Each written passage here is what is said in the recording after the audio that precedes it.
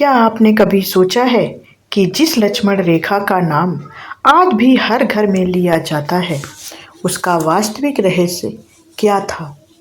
क्या वह केवल मिट्टी पर खींची गई एक साधारण रेखा थी, या उसके भीतर ऐसा दिव्य रहस्य छिपा था जिसे स्वयं रावण भी नहीं समझ पाया?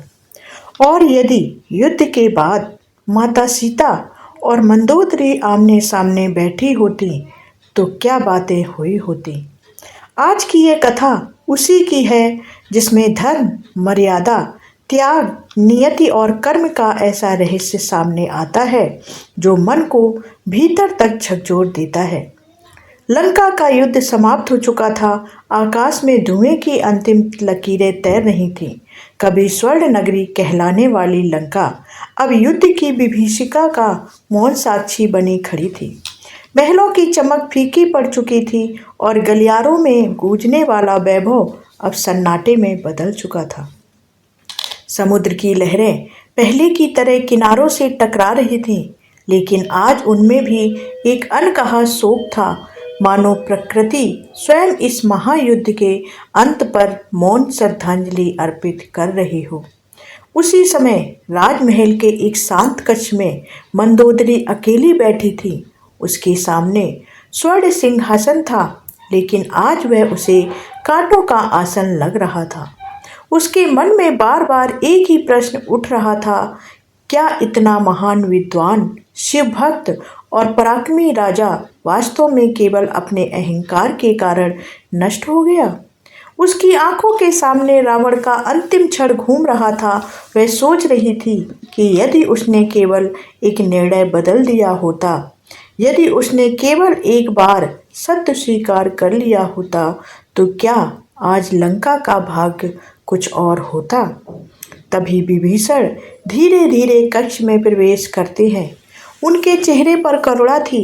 उन्होंने मंदोदरी के पास आकर शांत स्वर में कहा, महारानी, समय का धर्म यही है, जो जन्म लेता है उसका अंत निश्चित है, जो अधर्म करता है उसका पतन निश्चित है। मंदोदरी ने आंसू भरी आंखों से उनकी ओर देखा और बोली, मैं मृत्यु पर शोक नहीं कर रही विभीषण, मैं उस भूल पर शोक कर रही हूँ जिसने पूरे वंश को समाप्त कर दिया।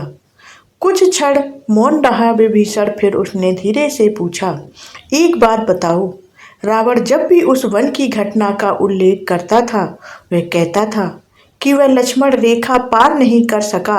आखिर उस रेखा में ऐसी कौन सी शक्ति थी?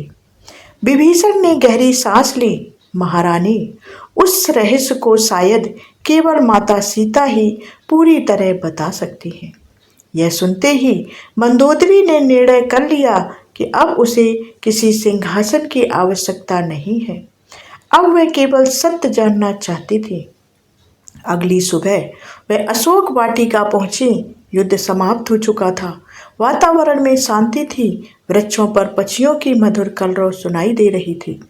वहीं एक वृक्ष के नीचे माता सीता ध्यान मग्न बैठी थी। उनके चेहरे पर अद्भुत तेज था। अनेक कष्टों के बाद भी उनके मुखमंडल पर क्रोध का नामो निशान नहीं था। मंदोदरी धीरे धीरे उनके समीप पहुंची। उन्होंने सर झुककर प्रणाम किया। सीता ने तुरंत उसे उठाया और स्नेहपूर्वक अपने पास बैठाया। कुछ देर दोनों मौन रही। फिर मंदोदरी बोली, माता, आज मैं राक्षस कुल की महारानी बनकर नहीं आई हूँ। मैं केवल एक स्त्री बनकर आई हूँ, जो सत्य की खोज में भटक रही हूँ। यदि आपकी अनुमति हो तो मैं एक प्रश्न पूछना चाहती हूँ आपसे। सीता मुस्कुराई। प्रश्न सत्य की ओर ले जाए तो वह सदैव स्वागत योग्य होता है। मंदोदरी ने कांपते स्वर में पूछा, आखिर लक्ष्मण रेखा का वास्तविक रहस्य क्या था? क्यों रावण उसे पार नहीं कर सका? क्या वह केवल कोई दिव्य अस्त्र था, या उसके पीछे कोई और गहरा रहस्य छिपा था? यह सुनते ही माता सीता कुछ क्षण मौन हो गईं। उनकी आंखें बंद हो गईं, मानो समय पीछे लौट गया हो। उन्हें पंचवटी का वह वन दिखाई देने लगा। स्वर्ण मृग दिखाई देने लगा। वन की शांति और राम का जाना और लक्ष्मण का रुकना वहाँ पर, और फिर वह एक निर्णय जिसने पूरी राम कथा की दिशा ही बदल दी। कुछ क्षण बाद उन्होंने धीरे धीरे आंखें खोली और बोली, मंदोदरी, संसार आज तक समझता रहा कि लक्ष्मण रेखा केवल सुरक्षा की रेखा थी, परंतु सत्य इससे कहीं अधिक गहरा है। वह रेखा केवल मिट्टी पर नहीं खींची गई थी, वह मनुष्य की मर्यादा पर खींची गई थी। मंदोदरी विस्मित होकर सुनती रही। सीता आगे बोली, जीवन में प्रत्येक मनुष्य के चारों ओर ऐसी अनेक अदृश्य लक्ष्मण रेखाएं होती हैं, सत्य की, संयम की, करुणा की और धर्म की। जब तक मनुष्य उनके भीतर रहता है, संसार की सबसे बड़ी विपत्ति भी उसका कुछ नहीं बिगाड़ पाती। लेकिन जिस क्षण वह स्वयं उन सीमाओं को छोड़ देता है, उसी क्षण संकट उसके जीवन में प्रवेश कर जाता है। मंदोदरी की आंखों में आंसू आ गए। उसे लगा जैसे माता सीता केवल अतीत की कथा नहीं कह रही हैं, बल्कि उनके पूरे जीवन का दर्पण उनके सामने रख रही हैं। सीता माता ने आगे कहा, रावण उस रेखा को इसलिए नहीं पार कर पाया क्योंकि वह केवल अग्नि की रेखा नहीं थी, वह धर्म का संकल्प थी। अधर्म कभी धर्म की सीमा को बलपूर्वक नहीं तोड़ सकता, इसलिए उसने छल का मार्ग चुना और यही उसके पतन का प्रथम संकेत था।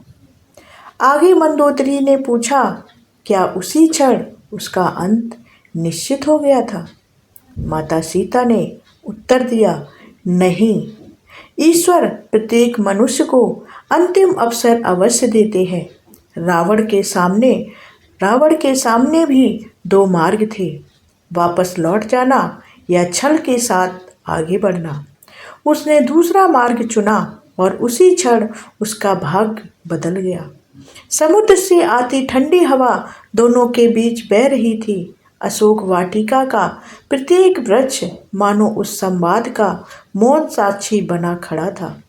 सीता ने मंद स्वर में कहा, मंदोदरी, संसार यह सोचता है कि रावण ने मेरा हरण किया था, लेकिन सत्य यह है कि उस दिन उसने अपने ही विनाश को अपने कंधों पर उठाकर लंका ले गया था।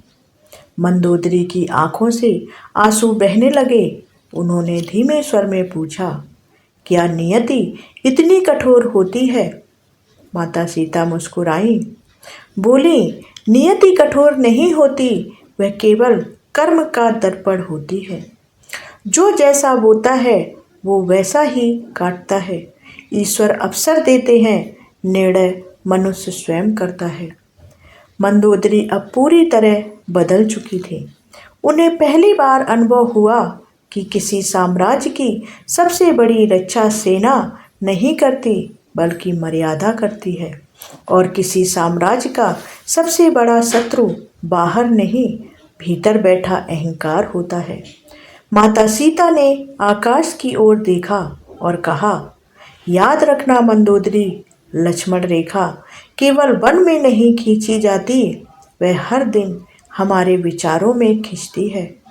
जब मनुष्य लोभ के सामने सत्य चुनता है, वही उसकी लक्ष्मण रेखा है। जब क्रोध के स्थान पर क्षमा चुनता है, वही उसकी लक्ष्मण रेखा है। जब शक्ति होते हुए भी अन्याय नहीं करता, वही उसकी लक्ष्मण रेखा है। और जब संसार का प्रलोभन सामने हो फिर भी धर्म नहीं छोड़ता, वही उसकी सबसे बड़ी विजय है। मंदोदरी ने हाथ जोड़ लिए। आज उन्हें अपने सभी प्रश्नों के उत्तर मिल चुके थे, लेकिन उन्हें यह भी महसूस हो रहा था कि माता सीता अभी भी कोई और गहरा रहस्य अपने हृदय में छुपाए हुए हैं। उन्होंने फिर से शांत स्वर में कहा, सीता माता ने शांत स्वर में कहा, मंदोदरी, जो मैंने कुछ अभी तक बताया है वह केवल पहला सत्य था।